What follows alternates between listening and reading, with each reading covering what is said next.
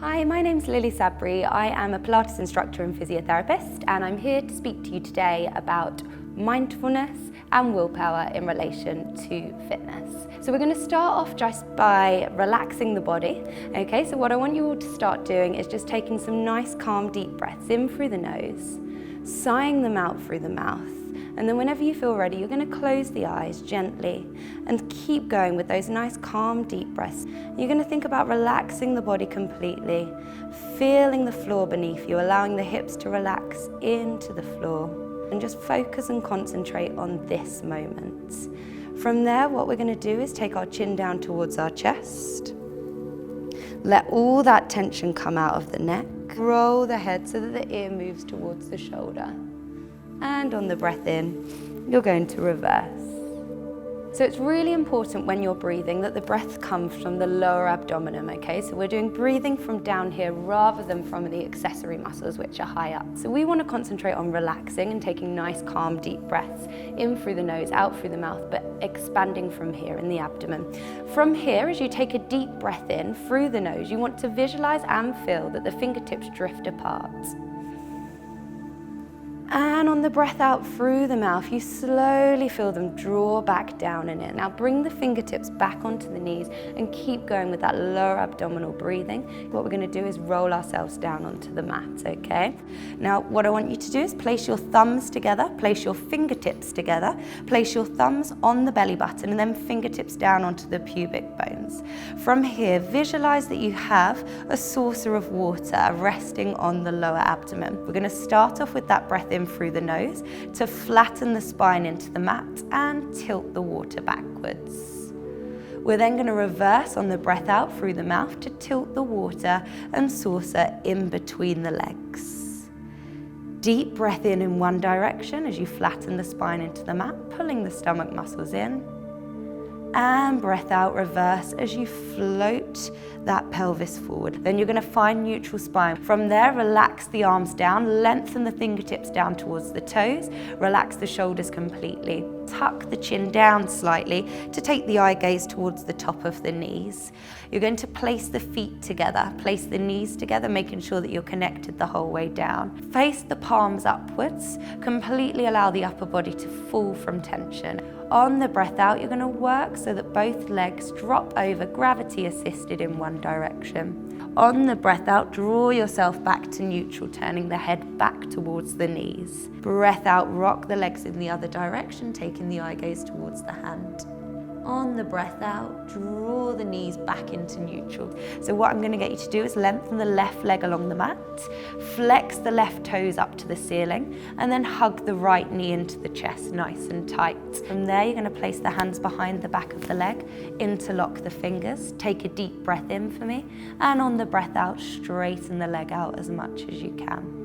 Last stretch on this side, guys, is a spinal rotation, okay? So you're going to place the foot onto the opposite knee. Take a deep breath in, palms facing upwards. On the breath out, rotate across the body to go as far towards the floor as you can without the opposite shoulder blade lifting. Look towards the right hand, place your left hand on the knee if you want to, and apply an overpressure down. Breathe, hold, relax for 4. Take a deep breath in. On the breath out, slowly bring yourself back to neutral in a controlled way.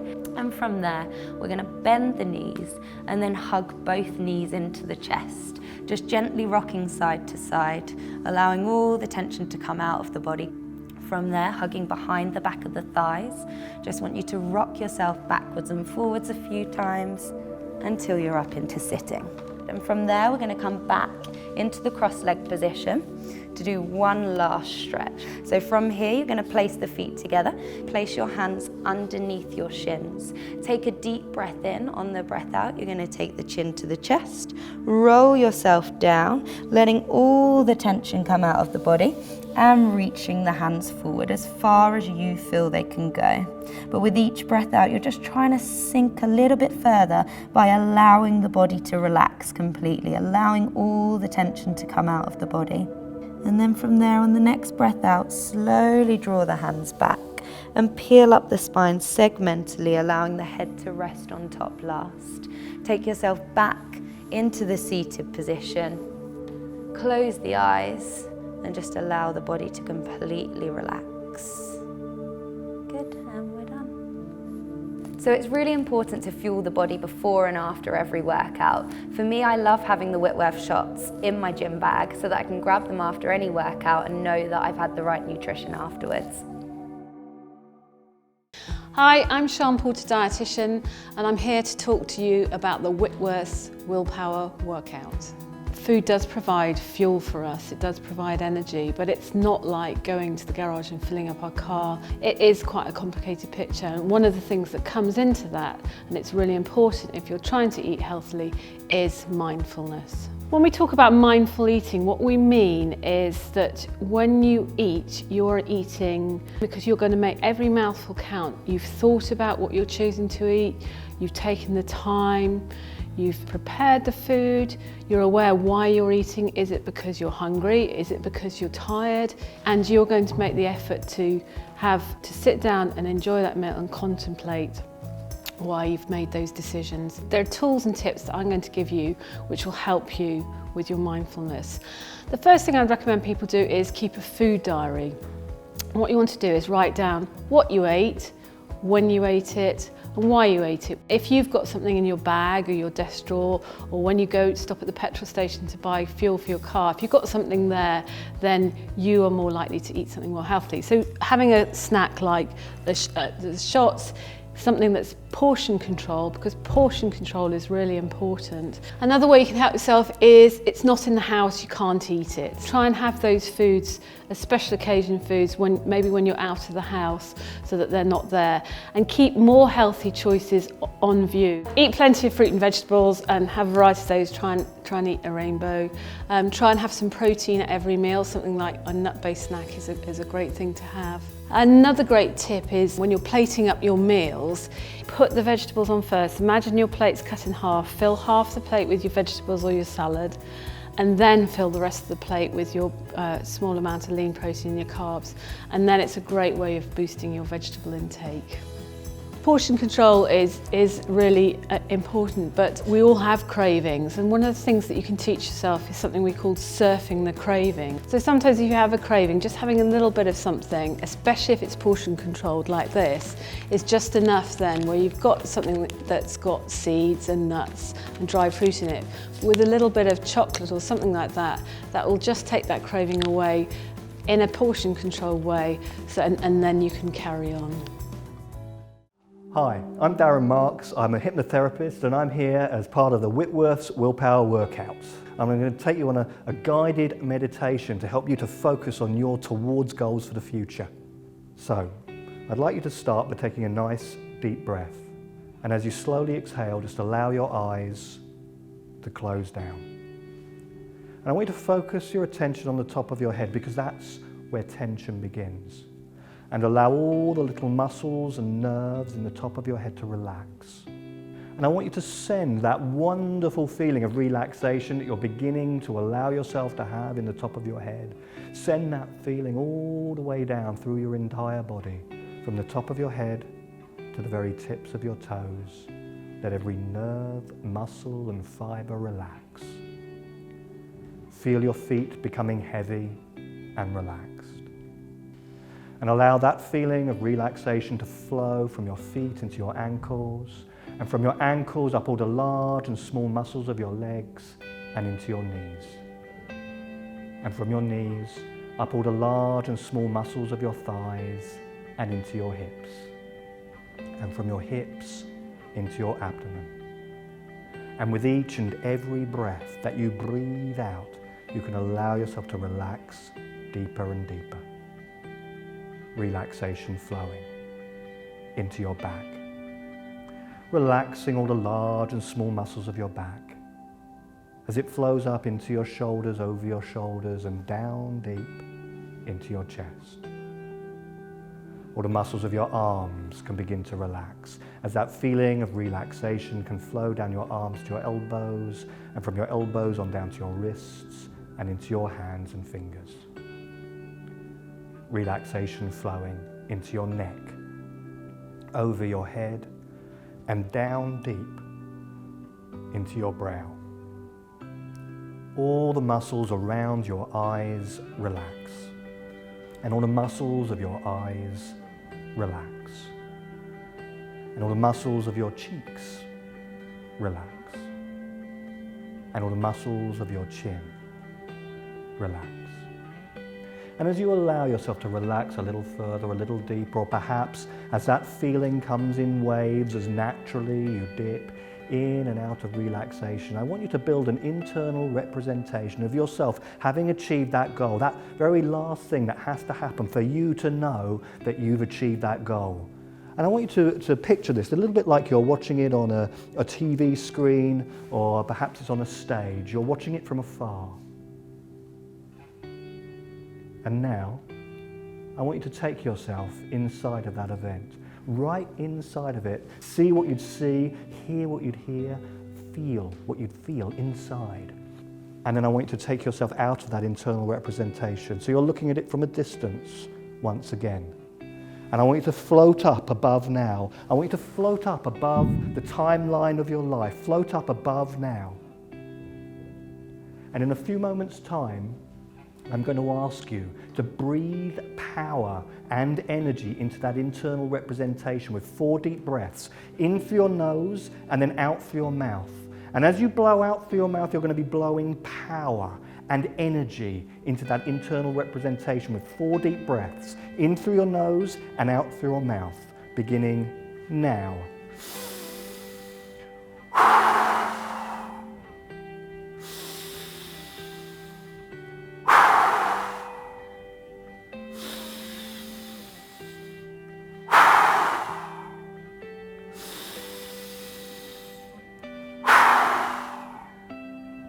And I want you to take that energized internal representation and carry it out into the future. Carry it out into the future, just as far into the future as it's supposed to be. And then I want you to drop it down into your timeline in the future. Just watch it float down and slot itself comfortably into your life in the future.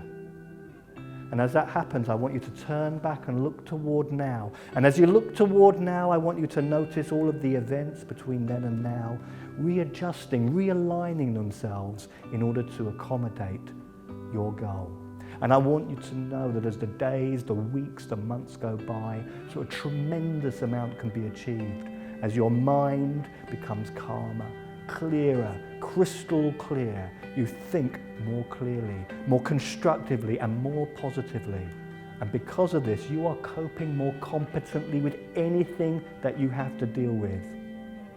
You're eating better, you're sleeping better, you're feeling better. So get ready now. 5, coming up slowly now. 4, coming up very slowly. 3, almost all the way up. 2, eyes beginning to open. And 1. Let your eyes open. Welcome back. And just notice how good you feel. Hi, I'm James, a sleep geek, a man in glasses who knows a lot about sleep. I'm here as part of Whitworths Willpower Workout, and I'm going to help you learn how to sleep better. When trying to measure sleep, the issue many of us come across is that we measure quantity rather than quality. We're all told that we should be getting about 8 to 9 hours sleep a night. But 8 to 9 hours of poor quality sleep is worse than 6 hours of good quality sleep. Good quality sleep is when you're getting lots of deep sleep and lots of REM sleep. Deep sleep is when the body regenerates and physically recovers from the day before. And REM sleep is when your body puts what has happened the day before into the right category in your brain. REM sleep is really important to memory and really important for people like students or for someone doing a presentation the next day so they can remember what they're actually going to talk about or write about. One of the issues I come up against when working as a practitioner is that people are going to bed hungry thinking that they shouldn't be eating in the 2 hours before sleep. There is nothing wrong with a snack before bed. And within the Whitworths shot range, I would recommend the almond and cranberry shot. Almonds and cranberries contain tryptophan, and this is an amino acid that helps your body ready itself for sleep as it helps the production of melatonin, a hormone that is really important for sleep. The biggest issue within the sleep environment I deal with is temperature. It only takes a change of 0.5 degrees Celsius for your body to start waking up, and that's either too cold or too hot. Our body temperature changes quite significantly during the night. At 4 to 5 o'clock in the morning, you're at your coldest, and your core temperature drops, if you find that you're waking up at this time and you don't know why, it probably is that you're a little bit too cold. Mattresses are really, really, really, really important to sleep. It's a thing that you lay on. You spend a third of your life laying on a mattress and you need to get it right.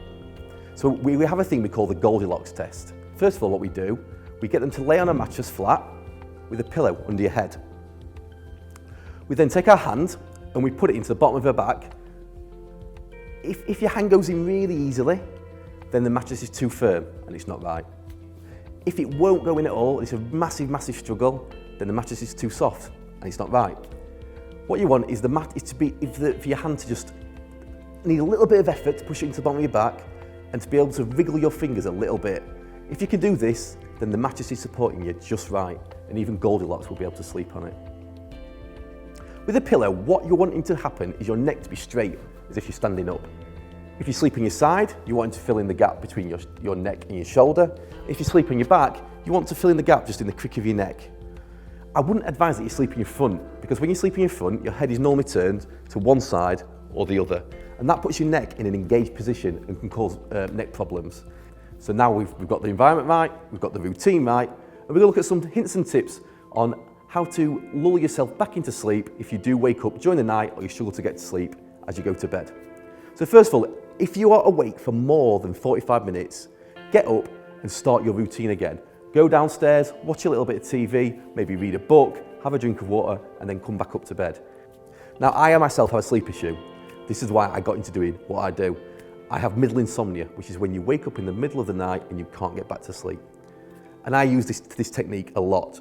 So I lay in bed and all I think is, I'm not sleeping, I'm gonna be fine. My body is a brilliant thing.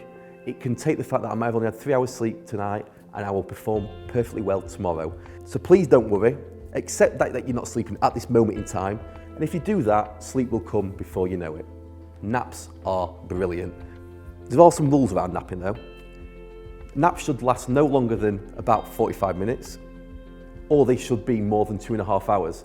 Now, if you've got 2.5 hours to have a nap, you're a very, very lucky person and enjoy it. But most people are looking at that power nap, that less than 45 minutes. The reason we say this, the time between 45 minutes and 2.5 hours, you will be going to your deep sleep stage. And if you wake up in your deep sleep stage, you will feel groggy, you'll feel hungover, and you definitely will not feel the benefit of the nap. So when it comes to napping, 45 minutes, set your alarm as you go to bed, and just have that lovely, lovely slumber that will leave you feeling energized the rest of the day.